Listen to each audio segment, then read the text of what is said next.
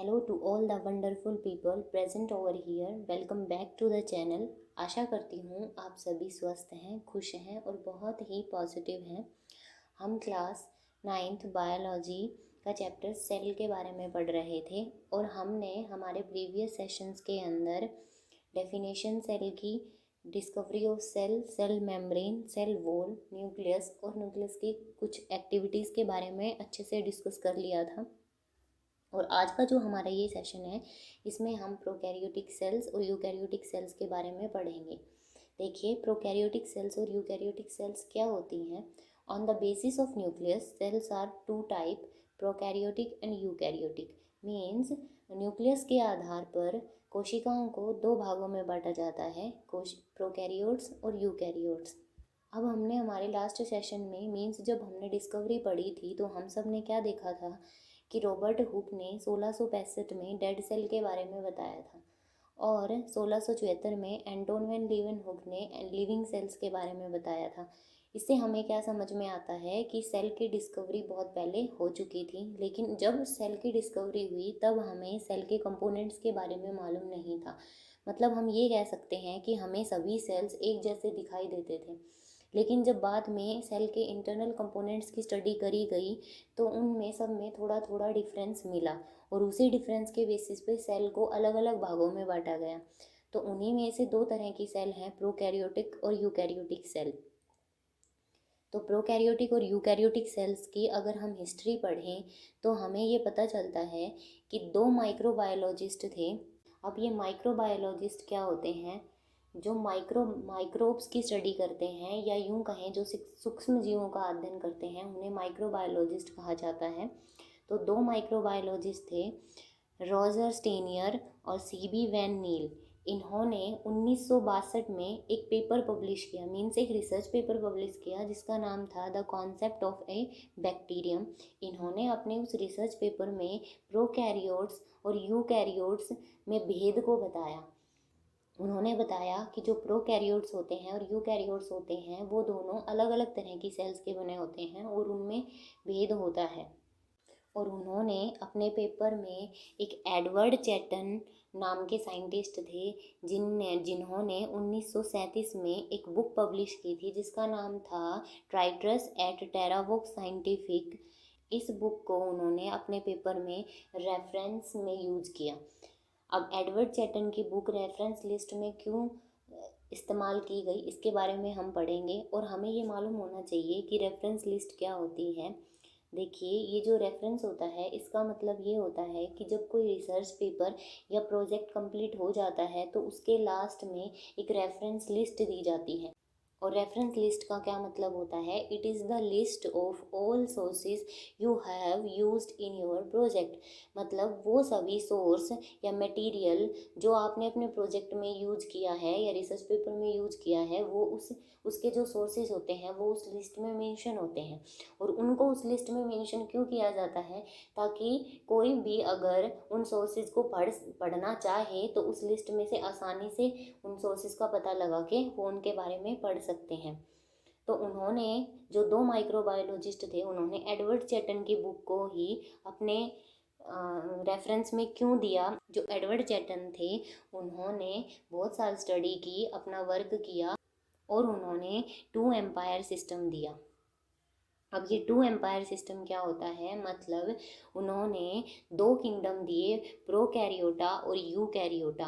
Means उन्होंने ये बताया कि जितने भी प्रोकैरियोट्स हैं वो प्रोकैरियोटा के अंदर आएंगे और जितने भी यूकैरियोट्स हैं वो यूकैरियोटा के अंदर आएंगे। प्रोकैरियोट्स कौन होते हैं? जो प्रोकैरियोटिक सेल से बने होते हैं। और यूकैरियोट्स कौन होते हैं? जो यूकैरियोटिक सेल से बने होते हैं। अब उसके बाद 3 डोमेन सिस्टम आया। बेसिकली ये जो बायोलॉजिकल क्लासिफिकेशन है ये हम अपनी हायर क्लासेस में फाइलोजेनी इवोल्यूशन वाले चैप्टर में पूरा डिटेल से पढ़ेंगे, लेकिन यहाँ हमें सिर्फ प्रोकैरियोट्स और यूकैरियोट्स के बारे में देखना है। तो 3 डोमेन सिस्टम क्या है? 3 डोमेन सिस्टम कार्ल वोस एटल ने 1990 में दिया था। एटल का क्या मतलब होता है? Any others. मतलब जितने भी और साइंटिस्ट इसमें इन्वॉल्व थे वो सभी। तो 1990 में ये जितने भी साइंटिस्ट थे इन्होंने सेल का मोलिकुलर एनालिसिस किया। मोलिकुलर एनालिसिस से क्या मतलब होता है, जब लैब के अंदर किसी भी सेल या किसी टिश्यू या उसके अंदर का जो फ्लूइड होता है, डीएनए आरएनए, जब उसकी स्टडी करी जाती है तो उसको ही क्या बोला जाता है, मोलिकुलर एनालिसिस बोला जाता है। तो जब सेल का मोलिकुलर एनालिसिस किया गया तो ये पाया गया कि जो प्रोकैरियोटा के अंदर सेल थी, प्रोकैरियोटिक सेल, उनके भी मोलिकुलर लेवल पे उनमें डिफरेंसेस थे। इसलिए उन्होंने प्रोकैरियोटा को फर्दर 2 डोमेन्स में बांटा और यूकैरियोटा को एक डोमेन में बांटा जिसको यूकैरिया बोला गया। और प्रोकैरियोटा की 2 डोमेन्स में एक डोमेन थी बैक्टीरिया और दूसरी थी आर्किया।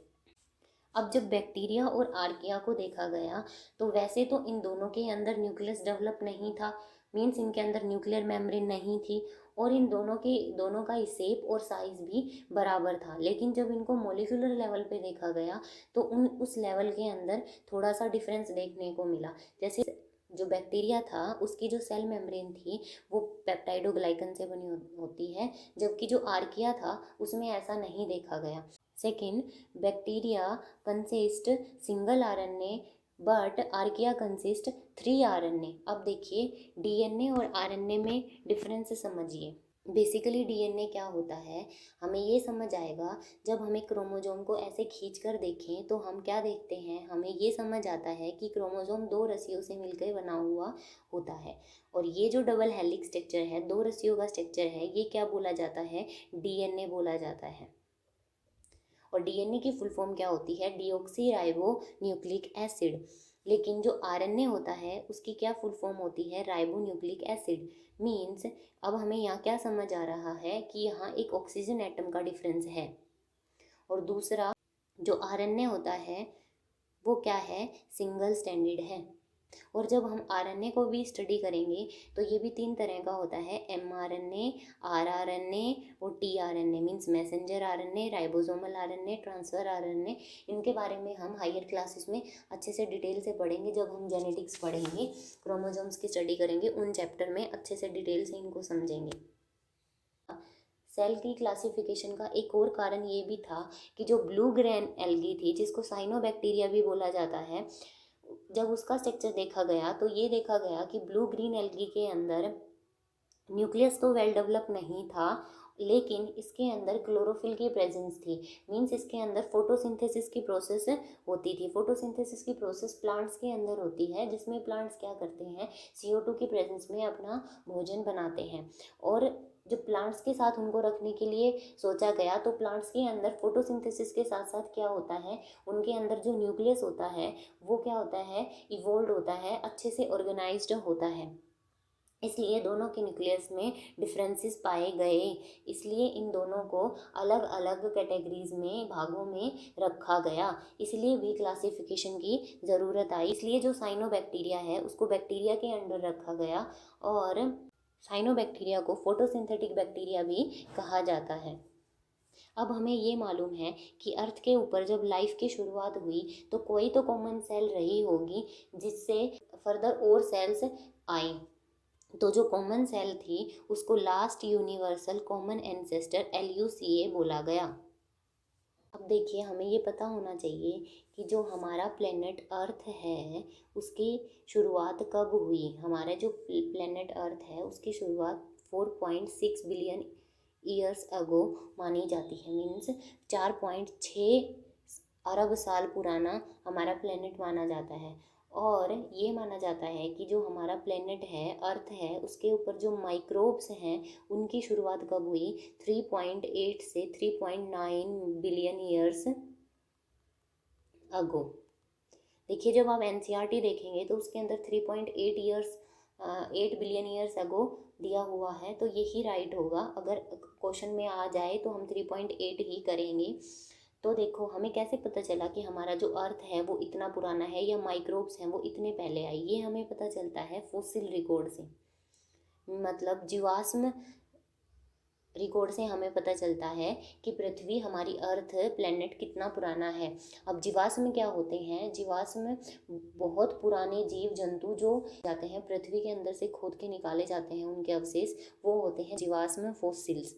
उस टाइम पर जो हमारा अर्थ प्लेनेट है ये माना जाता है कि उस पर 80% क्या थे, माइक्रोब थे। मीन्स जो टोटल बायोमास था उसका एक बहुत बड़ा हिस्सा मीन्स डोमिनेंट थे माइक्रोब्स अर्थ के ऊपर। लेकिन जब हम आज भी देखते हैं तो जो माइक्रोब्स हैं आज भी अर्थ के ऊपर डोमिनेंट हैं। आज अगर देखा जाए तो 2.5 मल्टीप्लाई 10⁻30 माइक्रोबियल सेल्स आज भी हमारे बायोमास में प्रेजेंट हैं। तो आज के दिन भी जो हमारा बायोमास है उसका एक मेजर पार्ट है क्या, माइक्रोब्स, माइक्रोबियल लाइफ। तो ये तो था बेसिक प्रोकैरियोट्स और यूकैरियोट्स की हिस्ट्री के बारे में, अर्थ के बारे में। अब हम अपना टॉपिक शुरू करेंगे प्रोकैरियोटिक सेल्स। प्रोकैरियोटिक सेल्स क्या होती है, देखिए जो प्रोकैरियोटिक सेल्स होती है उसमें जो प्रो वर्ड है ये एक ग्रीक वर्ड है और इसका मतलब होता है प्रिमिटिव, मीन्स प्राइमरी भी होता है, और कैरियोन का मतलब होता है न्यूक्लियस। मतलब हम कह सकते हैं वो सेल्स हैं जिनके अंदर क्या मिलता है, प्राइमरी या पुराना न्यूक्लियस मिलता है, उसको क्या बोला जाता है, प्रोकैरियोटिक सेल्स बोला जाता है। अब ये सवाल आता है कि हमें ये कैसे पता चलेगा कि किन सेल्स के अंदर न्यूक्लियस है वो प्रिमिटिव टाइप का है, मतलब हम किस न्यूक्लियस को प्रिमिटिव टाइप का न्यूक्लियस बोलेंगे। So a cell in which the nucleus is not well organised is called prokaryotic cell. तो प्रिमिटिव टाइप का जो न्यूक्लियस है वो किसको बोलेंगे, जो वेल ऑर्गेनाइज्ड नहीं हो। अब ये तो हमने समझ लिया, लेकिन अब हमें ये समझना पड़ेगा कि वेल ऑर्गेनाइज्ड न्यूक्लियस कैसा होता है। जो वेल ऑर्गेनाइज्ड न्यूक्लियस होता है वो हमने हमने अपने प्रीवियस सेशन में जब न्यूक्लियस के बारे में पढ़ा था तो हमने पूरा डिटेल से पढ़ा था। मैं आपको समराइज कराती हूँ हमने क्या क्या पढ़ा था। हमने ये पढ़ा था कि हमने एक सेल देखी थी, उस सेल के अंदर क्या भरा हुआ था, साइटोप्लाज्म भरा हुआ था, और उसके अंदर हमने एक स्ट्रक्चर देखा जिसको क्या बोला जाता था, न्यूक्लियस बोला जाता था, और उसमें उसकी आउटर जो मेम्ब्रेन थी उसको क्या बोला जाता था, न्यूक्लियर मेम्ब्रेन, और उसमें बहुत सारे पोर्स प्रेजेंट होते थे, और उसमें एक बोल जैसा स्ट्रक्चर भी दिखाई देता है जिसको क्या बोला जाता है, न्यूक्लियोलस। और जो ये धागे जैसे स्ट्रक्चर आपको दिखाई दे रहे होंगे इनको क्या बोला जाता था, क्रोमेटिन मटेरियल। अब ये जो न्यूक्लियोलस था और क्रोमेटिन मटेरियल था इन दोनों को मिला के हम क्या बोल रहे थे, न्यूक्लियोप्लाज्म। और हमने ये भी पढ़ा था कि जो क्रोमेटिन मटेरियल था वो जब सेल डिवाइड करती है तो क्या होता है कि जो क्रोमेटिन मटेरियल है वो कंडेंस्ड होना शुरू हो जाता है और किस में कन्वर्ट हो जाता है, क्रोमोसोम में कन्वर्ट हो जाता है। और हमें ये अच्छे से मालूम है कि जो क्रोमोसोम है वो किससे बना था, ये क्रोमोसोम मिलके बना होता है डीएनए प्लस प्रोटीन, और प्रोटीन में भी कौन सा प्रोटीन, हिस्टोन प्रोटीन। ये सब बातें हमने पढ़ ली थी। तो ये इस तरह का जो न्यूक्लियस होता है वो क्या होता है, वेल ऑर्गेनाइज्ड होता है। और हमने ये भी पढ़ा था कि जो डीएनए है उसके सेगमेंट्स को देखें तो उनको क्या बोला था हमने, जीन बोला था। और जीन क्या होते हैं, जीन बेसिकली हमारे शरीर में जितने भी फीचर्स हैं हमारे, उनको बनाने के लिए जो करेक्टर्स होते हैं वो जीन्स के अंदर होते हैं। और जीन क्या होती है, जेनेटिक इन्फॉर्मेशन लेकर जाने वाले मटेरियल होता है जो एक पीढ़ी से दूसरी पीढ़ी में जेनेटिक इन्फॉर्मेशंस को लेकर जाता है। तो ये होता है वेल ऑर्गेनाइज्ड न्यूक्लियस।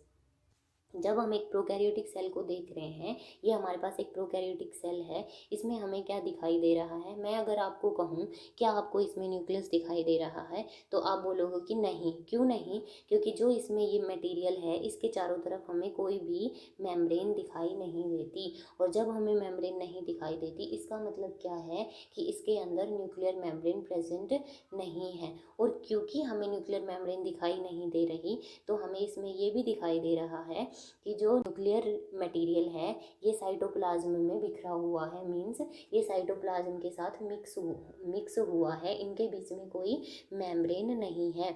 और ये जो न्यूक्लियर रीजन है ये क्या है, पुअरली डेवलप होता है। मीन्स इसमें न्यूक्लियर मेम्ब्रेन नहीं होती। और दूसरा, इस रीजन में सिर्फ न्यूक्लिक एसिड प्रेजेंट होता है, और न्यूक्लिक एसिड को क्या बोला जाता है, डीएनए। मीन्स डीएनए प्रेजेंट होता है, इसमें प्रोटीन्स प्रेजेंट नहीं होते। कौन से, हिस्टोन प्रोटीन्स प्रेजेंट नहीं होते। और इस न्यूक्लिक एसिड वाले रीजन को ही न्यूक्लियस ना बोल के प्रोकैरियोटिक सेल्स के अंदर क्या बोला जाता है, न्यूक्लियोइड बोला जाता है, जिसमें क्या होता है, डीएनए प्रेजेंट होता है। डीएनए क्या होता है, न्यूक्लिक एसिड होता है। सो इस पॉइंट में यही बताया गया है, the nuclear region of the cell was poorly defined due to the absence of nuclear membrane, की न्यूक्लियर मेम्ब्रेन की प्रेजेंस नहीं होती प्रोकैरियोटिक सेल्स के अंदर। Next, so undefined nuclear region containing nucleic acid, मैंने क्या बताया था कि वो जो न्यूक्लियर मटेरियल होता है उसके अंदर न्यूक्लिक एसिड होता है, मीन्स डीएनए होता है, उसको क्या बोला जाता है, न्यूक्लियोइड। नेक्स्ट हम ये भी पढ़ लिया कि नो हिस्टोन प्रोटीन, उसमें कोई हिस्टोन प्रोटीन प्रेजेंट नहीं होते। Therefore, nuclear material in a prokaryotic cell is in direct contact with cytoplasm। और हम ये भी पढ़ चुके हैं कि जब न्यूक्लियर मेम्ब्रेन प्रेजेंट नहीं होगी तो जो न्यूक्लियर मटेरियल है वो साइटोप्लाज्म के मटेरियल के साथ मिक्सअप हो जाएगा। नेक्स्ट पॉइंट आता है, organisms having prokaryotic cells are prokaryotes. जो ऑर्गेनिजम्स प्रोकैरियोटिक सेल से मिलके बने होते हैं उनको क्या बोला जाता है, प्रोकैरियोट्स बोला जाता है। और जो प्रोकैरियोट्स होते हैं उनका साइज कितना होता है, 1 से 10 माइक्रोमीटर होता है। नेक्स्ट पॉइंट आता है, prokaryotes were probably the first living thing to evolve on earth. हम ये भी पढ़ चुके हैं कि जो हमारा अर्थ प्लेनेट है उसके ऊपर प्रोकैरियोट्स सबसे पहले रहने आए थे, मीन्स जो प्रोकैरियोट्स हैं, प्रोकैरियोटिक सेल्स हैं, वो फर्स्ट लिविंग थिंग है हमारे अर्थ प्लेनेट के ऊपर।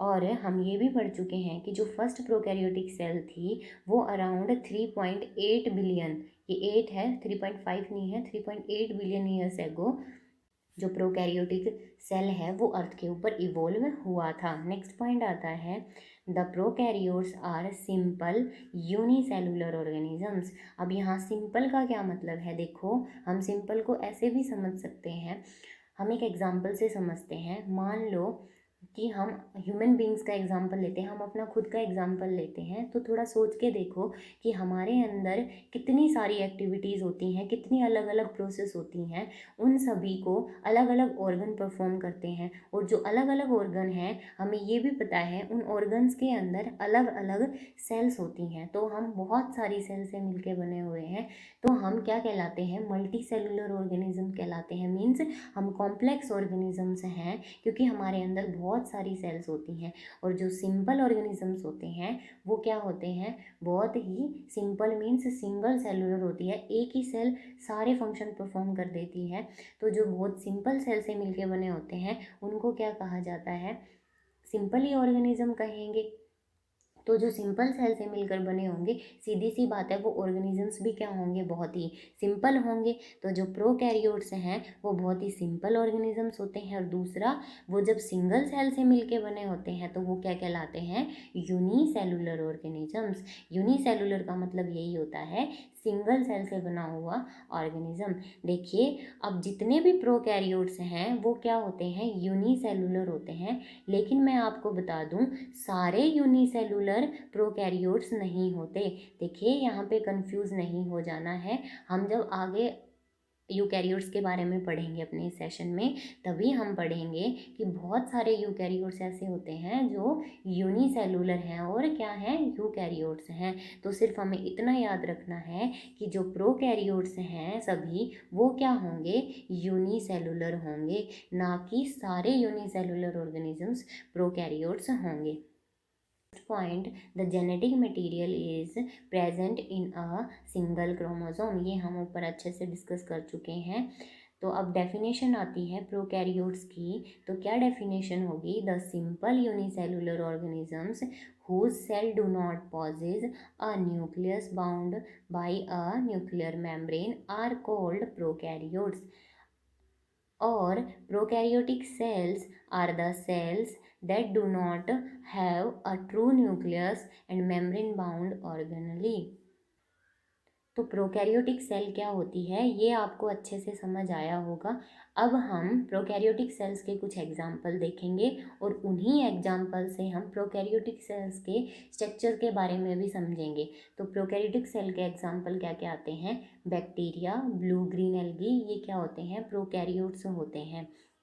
अब हम बैक्टीरियम जो कि एक प्रोकैरियोटिक सेल है उसका एग्जाम्पल लेते हैं। आपको एक इमेज दिख रही होगी, इसमें जो आपको ये स्ट्रक्चर दिख रहे हैं ये सब क्या है, बैक्टीरियम है। मीन्स बैक्टीरिया कुछ ऐसा दिखता है जब हम उसको माइक्रोस्कोप के अंडर देखते हैं तो हमें पता है कि बैक्टीरिया क्या है, एक प्रोकैरियोटिक सेल है। और प्रोकैरियोटिक सेल है तो वो क्या होगी, उसके अंदर न्यूक्लियस रियल नहीं होगा, मीन्स वेल डेवलप्ड नहीं होगा। दूसरा, जब हम इस एग्जाम्पल को देख पा रहे हैं तो हम इस डायग्राम में क्या देख रहे हैं कि जो न्यूक्लियर रीजन है उसका जो मटेरियल है उसके चारों तरफ कोई भी मेम्ब्रेन नहीं है। और ये हम प्रोकैरियोटिक सेल में पढ़ भी चुके हैं कि जो प्रोकैरियोटिक सेल्स होती हैं उनके न्यूक्लियर रीजन के अंदर कोई न्यूक्लियर मेम्ब्रेन नहीं होती। इसलिए एक तो वो साइटोप्लाज्म से मिला हुआ होता है, मीन्स साइटोप्लाज्म में बिखरा हुआ होता है। और दूसरा, जो वो रीजन होता है उसको हम क्या बोलते हैं, न्यूक्लियोइड बोलते हैं, और उसके अंदर डीएनए होता है। तो नेक्स्ट पॉइंट में यही बताया गया है, the nuclear material is not surrounded by a nuclear membrane. And next point, so we can say nuclear material is in direct contact with cytoplasm. ये हमें डायग्राम से समझ में आ रहा है कि जो न्यूक्लियर मटेरियल है, न्यूक्लियोइड है, वो साइटोप्लाज्म के साथ डायरेक्ट कॉन्टैक्ट में है। सो इस स्ट्रक्चर से हमें ये भी समझ आ गया कि इसमें जो न्यूक्लियस है वो ऑर्गेनाइज्ड नहीं है। तो ये पॉइंट भी हमारा क्लियर हो जाता है। इतना आप सभी को समझ आ गया होगा। अब देखो, अब हमने प्रोकैरियोटिक सेल की कैरेक्टरिस्टिक्स के बारे में तो समझ लिया। अब बात आती है कि प्रोकैरियोटिक सेल है उसके अंदर कौन कौन से सेल ऑर्गेनली या कंपोनेंट्स प्रेजेंट होते हैं। अब देखिए, सेल ऑर्गेनली क्या होते हैं, जो जितने भी सेल के ऑर्गेनली हैं, मीन्स सेल के अंदर जो भी कंपोनेंट प्रेजेंट होते हैं जो सेल के सारे फंक्शन परफॉर्म करते हैं उनको क्या कहते हैं, सेल ऑर्गेनली बोला जाता है। अब ये जो अलग अलग सेल ऑर्गेनली हैं उनमें से कुछ के बारे में हम पढ़ चुके हैं और कुछ के बारे में हम अपने आगे के सेशंस में पढ़ेंगे। तो यहाँ पर हम ये देखेंगे कि जो प्रोकैरियोटिक सेल है उसके अंदर कौन कौन से ऑर्गेनली प्रेजेंट हैं।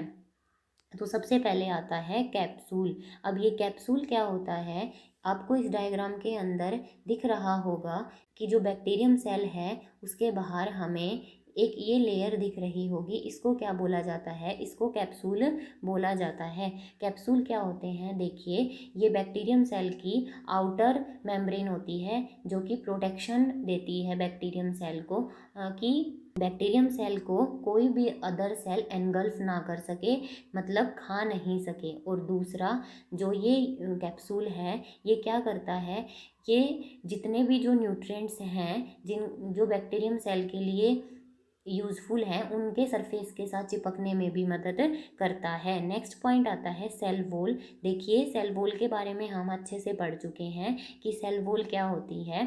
सेल वॉल एक फुल्ली परमिएबल मेम्ब्रेन होती है जो कि बैक्टीरियम सेल को क्या दे रही है, शेप दे रही है और प्रोटेक्शन भी देती है, और इसके अंदर मटेरियल का एक्सचेंज भी होता है। नेक्स्ट आता है साइटोप्लाज्म। साइटोप्लाज्म के बारे में हमें इतना मालूम है कि ये एक लिक्विड मटेरियल होता है जो कि सेल के अंदर भरा हुआ है होता है। इसके बारे में हम डिटेल से अपने आने वाले सेशंस में पढ़ेंगे। नेक्स्ट आता है सेल मेम्ब्रेन। सेल मेम्ब्रेन जो होती है बैक्टीरियम सेल के अंदर, उसका क्या काम होता है, हमने पढ़ा है कि सेल मेम्ब्रेन सेमी परमेबल होती है। मीन्स वो कुछ सेलेक्टेड मटेरियल्स को सेल के अंदर आने देती है और कुछ सेलेक्टेड मटेरियल्स को ही सेल के बाहर जाने देती है। तो इसका क्या काम हुआ, ये मटेरियल एक्सचेंज में हेल्प करती है। नेक्स्ट आता है पिलाई। पिलाई क्या होते हैं, ये आपको finger like projections bacterium cell के अंदर दिख रहे होंगे। इनका काम क्या होता है, जब ये बैक्टीरियम सेल किसी अदर सेल के सरफेस से जाकर चिपकता है तो ये जो पिलाई हैं उनकी चिपकने में बहुत ज़्यादा हेल्प करते हैं। नेक्स्ट पॉइंट आता है फ्लैजिला। फ्लैजिलम आपको दिख रहा होगा, बेसिकली फ्लैजिलम जो बैक्टीरियम सेल है उसकी लोकोमोशन में मदद करता है, या आप ये कह सकते हैं कि जो मूवमेंट होती है बैक्टीरियल सेल की एक जगह से दूसरी जगह तक जाने की जो मोशन होता है उसमें हेल्प कौन करता है, फ्लैजिला करता है। नेक्स्ट आता है राइबोसोम। राइबोसोम के बारे में हमने अपने लास्ट सेशंस में भी पढ़ा था कि जो राइबोसोम है वो क्या होता है, वो प्रोटीन सिंथेसिस करते हैं और वो हमारे सेल के सुपर हीरो होते हैं, क्योंकि जो सेल है उसको क्या चाहिए, प्रोटीन चाहिए अपने फंक्शन परफॉर्म करने के लिए, और उनका सिंथेसिस कौन करते हैं, राइबोसोम्स करते हैं। अब हमें ये तो पता चल गया कि प्रोकैरियोटिक सेल के अंदर ये चीज़ें प्रेजेंट होती है, लेकिन कुछ ऑर्गेनली ऐसे हैं जो प्रोकैरियोटिक सेल्स के अंदर प्रेजेंट नहीं होते। बेसिकली वो मेम्ब्रेन बाउंड ऑर्गेनलीज होते हैं, जिनमें क्या होता है, mitochondria, endoplasmic reticulum, Golgi body. इनके बारे में हम डिटेल से अपने आने वाले सेशंस में पढ़ेंगे। तो आपको प्रोकैरियोटिक सेल के बारे में अच्छे से समझ आया होगा। अब हमारा नेक्स्ट सेल आता है यूकैरियोटिक सेल्स। यूकैरियोटिक सेल्स क्या होते हैं, यू का मतलब होता है ट्रू और कैरियन का मतलब हम पढ़ चुके हैं न्यूक्लियस। मीन्स जिनके अंदर ट्रू न्यूक्लियस प्रेजेंट होता है, या यूँ कह सकते हैं जिसके अंदर ऑर्गेनाइज्ड न्यूक्लियस प्रेजेंट होता है, वो क्या होती हैं, यूकैरियोटिक सेल होती हैं। और ऑर्गेनाइज्ड न्यूक्लियस का स्ट्रक्चर क्या होता है उसके बारे में भी हम डिटेल से पढ़ चुके हैं, लेकिन मैं आपको फिर से बता दूं, हमने एक यूकैरियोटिक सेल मीन्स एक एनिमल सेल ली हुई है, उसमें हमें एक बीच में स्ट्रक्चर दिखाई दे रहा है जिसको हम क्या बोलते हैं, न्यूक्लियस, और उसके अंदर एक बॉल जैसा स्ट्रक्चर है जिसको क्या बोलते हैं, न्यूक्लियोलस।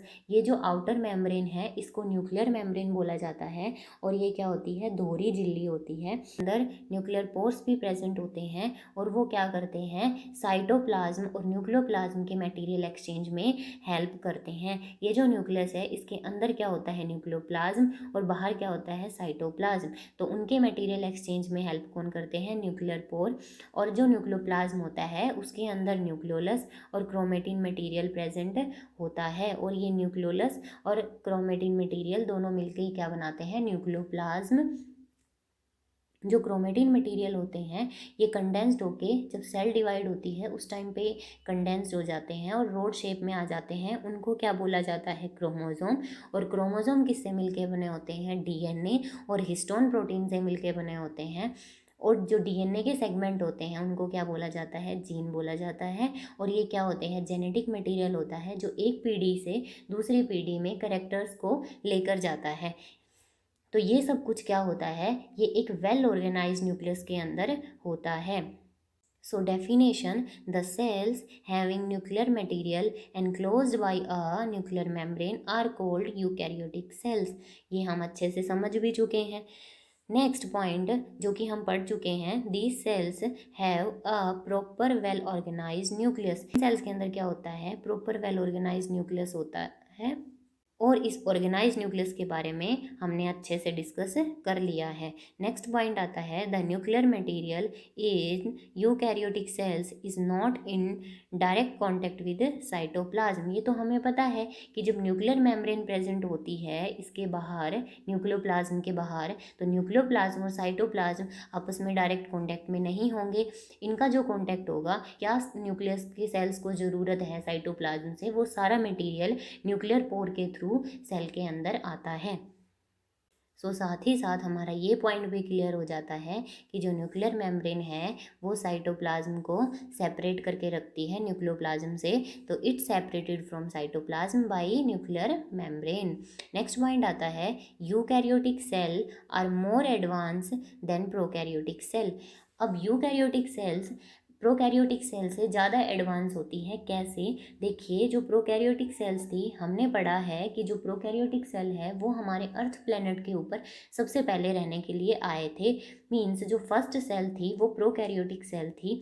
अब धीरे धीरे जो प्रोकैरियोटिक सेल थी इनके अंदर इवोल्यूशन हुआ। अब देखिए, रातों ही रात कोई प्रोकैरियोटिक सेल यूकैरियोटिक सेल में चेंज नहीं हुई, बल्कि इनमें ग्रेजुअल चेंजेज हुए। मीन्स बहुत साल लगे, धीरे धीरे धीरे धीरे इनमें चेंजेज आए, और वो क्या बन गए, कॉम्प्लेक्स सेल बन गए, मीन्स यूकैरियोटिक सेल बन गए। हम कह सकते हैं कि जो यूकैरियोटिक सेल्स हैं are more advance than prokaryotic cells. Eukaryotes किसको बोलेंगे, एक टिपिकल डेफिनेशन अगर देखें यूकैरियोट्स की, the organisms whose cell possesses a nucleus bound by a nuclear membrane are called eukaryotes, और eukaryotic cell are the cells that contain a membrane bound nucleus and organelles। अब हमने देखा कि eukaryotes क्या होते हैं, किसको बोलते हैं। अब हम यूकैरियोट्स का एग्जाम्पल देखेंगे। अमीबा जो सेल है वो क्या है, एक यूकैरियोटिक सेल का एग्जाम्पल है। क्योंकि वो एक यूकैरियोट है तो हमें पता है उसके अंदर जो न्यूक्लियस है वो प्रॉपर न्यूक्लियर मेम्ब्रेन से बाउंड होगा, मीन्स वो एक ट्रू न्यूक्लियस होगा, वो एक ऑर्गेनाइज्ड न्यूक्लियस होगा। और हम अमीबा का डायग्राम से देख भी पा रहे हैं, ये जो हमारा अमीबा स्ट्रक्चर है इसके अंदर हमें एक बॉल जैसा लाइट ब्लू कलर का स्ट्रक्चर दिख रहा होगा, जो क्या है, न्यूक्लियस है। और इसके अंदर क्या है, न्यूक्लियर मेम्ब्रेन भी प्रेजेंट है, मीन्स ऑर्गेनाइज्ड न्यूक्लियस है। इसलिए अमीबा सेल क्या है, एक यूकैरियोटिक सेल है। यहाँ पे हमारा ये डाउट भी क्लियर हो जाता है कि जितने भी जो प्रोकैरियोट्स हैं वो क्या होते हैं, यूनिसेलुलर होते हैं। लेकिन हम यहाँ देखते हैं कि जो अमीबा है वो क्या है, एक यूनिसेलुलर है। और यूनिसेलुलर होने के बावजूद भी वो क्या है, यूकैरियोट है। तो हम कह सकते हैं कि सभी प्रोकैरियोट्स तो यूनिसेलुलर हैं, लेकिन सभी यूनिसेलुलर क्या नहीं होते, प्रोकैरियोट्स नहीं होते।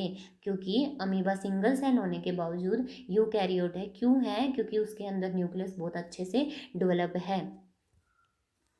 अब नेक्स्ट एग्जाम्पल आता है the onion peel cell and chick cells are also eukaryotic cells. अब अनियन पील सेल और चिक सेल्स की जो एक्टिविटी है वो हमने लास्ट सेशन में अच्छे से देखी है। अगर आप लोगों ने नहीं देखा है तो प्लीज़ आप प्रीवियस सेशन देखिए। जब हमने अनियन पील सेल्स का एक्सपेरिमेंट देखा तो हमने क्या देखा, हमने एक अनियन स्केल का पील निकाल कर उस पील में कुछ बूंदे पानी और सेफ्रनिन सॉल्यूशन के डाल के उसकी स्लाइड बनाई। और जब उस स्लाइड को माइक्रोस्कोप के अंदर देखा तो हमें कुछ ऐसा स्ट्रक्चर देखने को मिला। हमने क्या देखा, उसके अंदर एक वेल ऑर्गेनाइज्ड न्यूक्लियस था जो आपको ब्लू कलर में दिखाई दे रहा होगा। साइटोप्लाज्म भी था, सेल मेम्ब्रेन भी थी और सेल वॉल भी थी।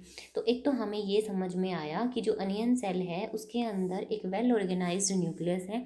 दूसरा, जो अनियन सेल थी उनके अंदर सेल वॉल प्रेजेंट होता है। इसलिए हमें ये भी समझ आया कि वो क्या है, प्लांट सेल है। तो जब उनके अंदर वेल ऑर्गेनाइज्ड न्यूक्लियस होगा तो हम उनको क्या बोल सकते हैं, यूकैरियोटिक सेल्स बोल सकते हैं। दूसरा एक्सपेरिमेंट हमने क्या देखा था, ह्यूमन चिक सेल का देखा था, जो कि एक एनिमल है, एनिमल सेल है। जब उस एक्सपेरिमेंट में हमने क्या देखा, जब हमने एक टूथपिक की हेल्प से या एक स्पून की हेल्प से जब हमने कुछ मटेरियल अपने चिक का स्क्रैप करके निकाला और उसको कुछ बूंदे मिथाइलिन ब्लू के साथ और वाटर के साथ स्लाइड बनाकर माइक्रोस्कोप के अंदर देखा तो हमें कुछ ऐसे स्ट्रक्चर देखने को मिले जिसके अंदर आपको डार्क ब्लू कलर का न्यूक्लियस दिख रहा होगा, जो कि वेल डेवलप्ड था। सेल मेम्ब्रेन भी थी, साइटोप्लाज्म भी था। इसलिए उनको क्या बोला गया, वेल डेवलप्ड न्यूक्लियस होने के कारण उनको क्या बोला गया, यूकैरियोटिक सेल्स बोला गया। इसलिए हमें यहाँ ये भी पता चलता है कि जो एनिमल सेल्स हैं, प्लांट सेल्स हैं, they are also eukaryotes. Next example आता है all organisms other than bacteria blue green algae archaea are eukaryotes. सिर्फ bacteria, blue green algae, archaea को छोड़कर जितने भी छोटे मोटे बड़े नाटे इस प्लेनेट पर, अर्थ पर जितने भी ऑर्गेनिजम्स हैं वो सब क्या हैं, यूकैरियोट्स हैं। और हाँ, इसमें ना वायरस को भी ध्यान में रखना। हमने लास्ट सेशंस में पढ़ा था, जब हमने डिस्कवरी पढ़ी थी कि जो वायरस है उसके अंदर क्या नहीं होती, सेल ही नहीं होती, वो ए सेलुलर है। इसलिए ये भी यूकैरियोट्स के अंडर नहीं आएंगे, क्योंकि जो वायरस होते हैं वो हमेशा होस्ट सेल के ऊपर फीड करते हैं। नेक्स्ट एग्जाम्पल आते हैं plants, animals, fungi and protozoa. Protozoa के अंदर अमीबा, पैरामीशियम, ये सब प्रोटोजोआ के अंदर आते हैं। प्रोटोजोआ एक अलग से किंगडम है जो हम क्लासिफिकेशन में पढ़ेंगे। देखिए, जो किंगडम्स होती है उसमें 4 किंगडम सिस्टम, 5, 6, 7, 8 बहुत सारे किंगडम सिस्टम्स हैं। ये सब हम इवोल्यूशन वाले चैप्टर में डिटेल से अच्छे से पढ़ेंगे जब हायर क्लासेस में जाएंगे ना तब। नेक्स्ट एग्जाम्पल आते हैं a human being, a lion, tiger, dog, cat, birds, rose plant, neem tree, mushroom जो क्या है, फंगी है, आर ऑल यूकैरियोट्स। ये सब क्या हैं, यूकैरियोट्स हैं। और आपको इमेजेस में भी दिख रहा होगा, ये जो फ्लावर्स हैं, ये जो प्लांट्स हैं, हनी बी है, पैरट है, कैट है, टाइगर है, ये सब क्या हैं, ये सब यूकैरियोट्स हैं। तो आज के सेशन में इतना ही। आशा करती हूँ आप सभी को ये सेशन पसंद आया होगा। अगर आप सभी को ये सेशन पसंद आया हो तो प्लीज़ मेरे चैनल को शेयर करें। देखिए, किसी भी चीज़ का माध्यम बनना बहुत खूबसूरत होता है। तो प्लीज़ मेरे चैनल को शेयर करें, उसको सब्सक्राइब करें। तो मिलते हैं एक और नई वीडियो के साथ, तब तक के लिए बाय बाय।